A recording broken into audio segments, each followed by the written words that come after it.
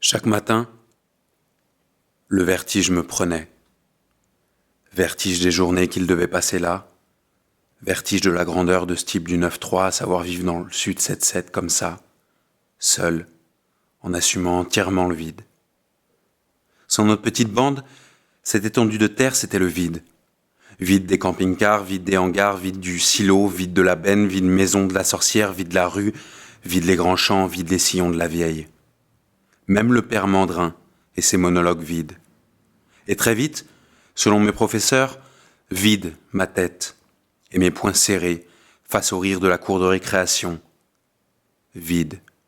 Et encore plus vide les yeux du daron au plafond, parce que c'est compliqué, le vide et le silence. Alors un matin, naturellement, comme il y en a qui décident de se foutre sous un train, je suis resté sur le banc. J'y avais pensé toute la nuit, et en même temps, quand je l'ai fait, ça m'a surpris.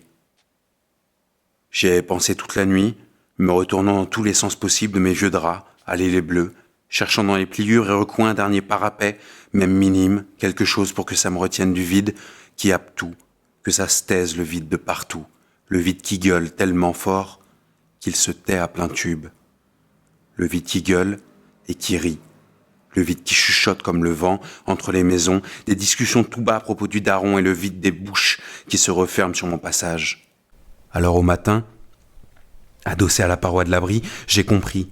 J'ai compris qu'entre ces trois murs et le marron, il y avait le plein, c'est-à-dire le vide mais assumé, encaissé, regardé bien en face, bien droit dans les yeux, comme un chien mate sa proie.